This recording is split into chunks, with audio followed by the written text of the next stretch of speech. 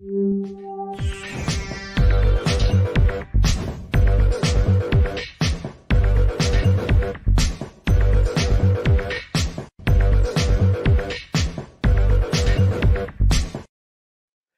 everybody, welcome to the show. You know where you are, the 9 at 9 with me, Tigo. And it's a VIP day, y'all. It's a VIP day. And if you missed last month, you got to go check it out. Be You for You with Richard Gordon. But today we're going to talk about confidence.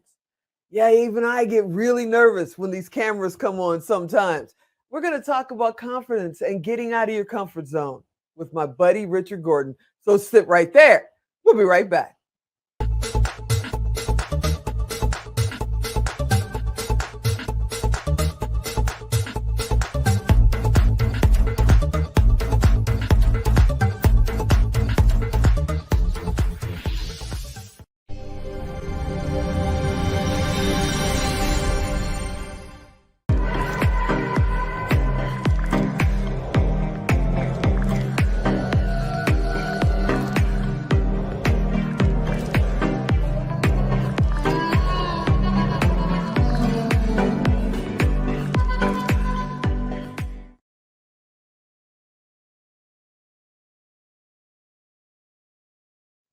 Welcome back. Yeah, you heard me right. Yeah, I get nervous too. You never know. When you step outside your comfort zone, we all get nervous. I think even Michael Jordan probably got nervous. Well, maybe in kindergarten when he first picked up a basketball. That's a different story. But today we're going to talk with my buddy Richard Gordon, our expert on being you for you. We're going to talk about confidence. Richard, are you out there?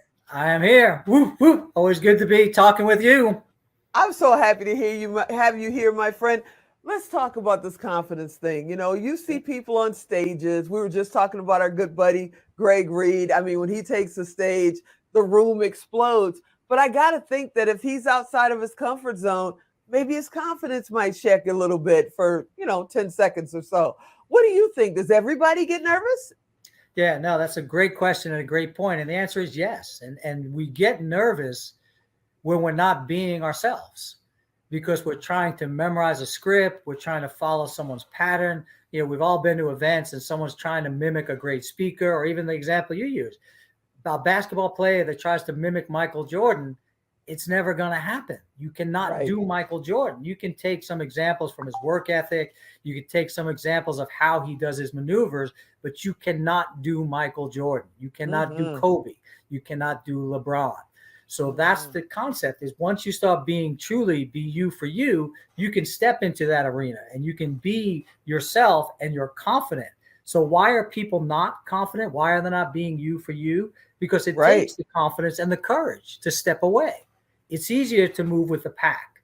When you move with the pack, you don't get any criticism. You don't get any critiques. You don't get anybody telling you you're going in the wrong direction, because you're all moving with the pack. Everybody's cool.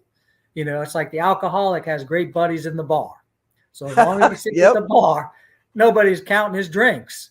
You know, nobody's critiquing his lifestyle, because they're all on the same path. So what does it take to break from that? It takes the courage, which gives you the confidence. So once you have the courage to take the stage and you do it based on your message and based on same thing you do. So when you do your podcast, you are not trying to mimic somebody. You're not trying to be the new Oprah Winfrey. You're not trying to be Diane Sawyer. You're not trying to be Barbara Walters. You have a very unique style that is you, but you have the confidence to do that. So it's kind of a double edge. You need to do something to get confidence. Right. And then once you have the confidence, then you can do it. But it's hard, because at first when you step out, and we talk about this in our conversations, once you step out, people don't like that, because you become unique. You become, what are the terms? Rebel. You know, you're breaking the pack. You're breaking with tradition. You're doing things different. You're not following the path. You're not following your family's path. You're not following your friend's path. You're not doing like the next door neighbor, little Jimmy. So therefore, all of these things come at you to get you back in line. And so therefore, it takes confidence to step out and say, hey, I'm going to do me. And once you do it for the first or second time, people are kind of like, that's a little bit different. We're used to. Example, I went and taught a martial arts class at my buddy's school. I'm teaching for over 20 years. I got my stuff down, you know, not to brag, but you got it down. You got it down. And I go there and they were perplexed, because they had never been taught by someone like me, because everyone they had been taught by had followed this very cookie cutter process. And so they were just completely overwhelmed, saying, whoa, why, yo. And then I kind of calmed them down and spoke to them. I said, I'm getting you to think, I'm getting you involved. And then they liked it. But it's always the initial change that people don't like. So you have to have the confidence to step out. To make Yeah, and then the question becomes, though, because I know people are watching right now and they know the next level to their career, the next level to their relationship means breaking out of that comfort zone, stop dreaming about it, start being about it, and actually making that move. And when you first find yourself, standing out there by yourself on stage or in your business or literally driving your car to your first potential client, that's when you get the little bit of the nerves and a little bit of the panic, and you don't know what to do. And maybe they don't have my buddy Richard, but you should go to Tigo Direct, connect with Richard. But maybe you don't have him yet. What do you do when you feel like you're all alone and you have nobody to turn to? Yeah, again, great questions you asked, because that's when self-doubt kicks in. So we're always going to have self-doubt. Even the greats have self-doubt. Even the top performers in music, in sports, have self-doubt. Can I do it better? Can I be better? Am I real? People have that like fake syndrome. Am I fake? Even though I'm successful, I'm a $1 million bookseller, but am I real? Are they really seeing me? So you just have to put the self-doubt aside once you're being you for you. Again, I get back to you. Once you are confident in knowing you're going to make this podcast work, in the early days, you were scrounging to get guests. You're scrounging to get airtime. You're scrounging to get people to listen. And so that's where you have to push down the self-doubt, because you're being you for you, because you're saying, this is who I am. And you went and you said, hey, I'm presenting to you what I am going to do and what I know I can do. So that's where the confidence comes. When you're presenting a false, or you're selling something that's not true to you, or you're selling a product, you're selling a pen that you don't believe in, it's not sincere. It's not going to be right. You're not going to be happy. You're not going to have the success.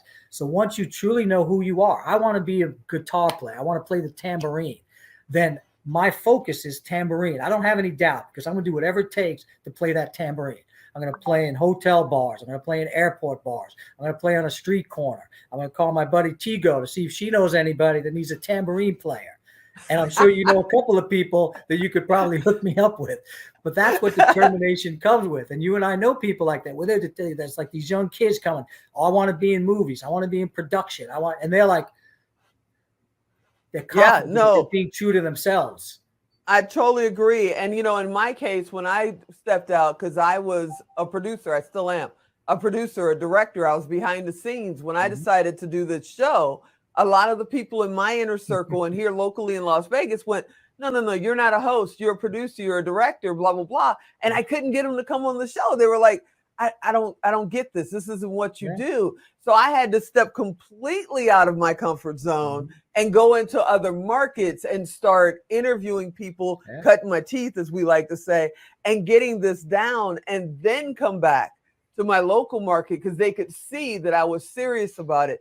So sometimes you have to, in my opinion, you have to not only step out, but you may find yourself in an entirely different world and getting everything together before you go blazing forward. Is that right?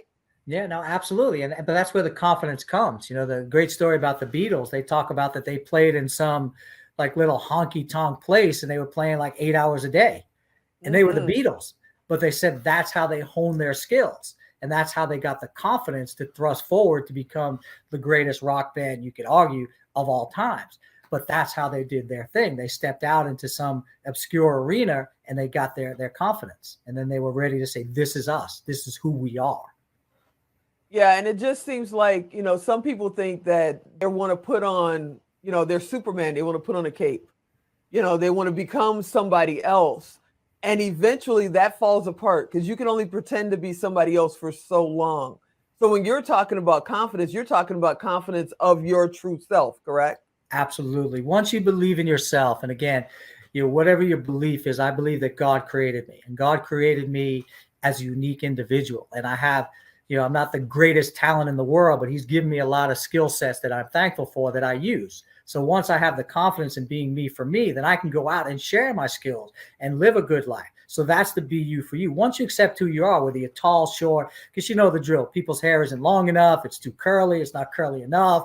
People with straight hair are curling it. People with curly hair are straightening it. So you just have to settle into what you have is what our maker has given you and make the best of it, because you're not tall enough. You're not short enough. You're not wide enough. You're not tough enough. So you can do that whole game. So you just have to settle for being you for you and do the best with what God gave you. I love it. I love it. Thank you, sir, for being on this episode. We're going to do this again next month. I can't wait to see what we're going to talk about. You, sir, like I always say to you, you're absolutely amazing. Thank you so much for being on. Thank you. I hope you guys enjoyed this episode.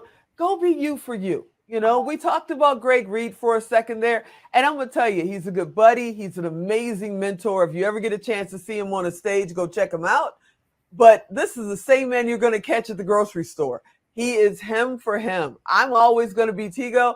And I'm going to tell you right now, whenever you see Richard, he is always this cool, balanced dude that you can go to. The world could be exploding, and he's going to find the value in it and help you, find the exit so you don't get crushed by the building. That's just how it works. I hope you enjoyed this episode. I hope you'll come back next time. And since we're on 5 days a week, that's probably tomorrow. Make sure you go check out TigoDirect.com to get in touch with Richard Gordon, because that's the best way to do it. And as always, I'm Tigo. I'll talk to you next time.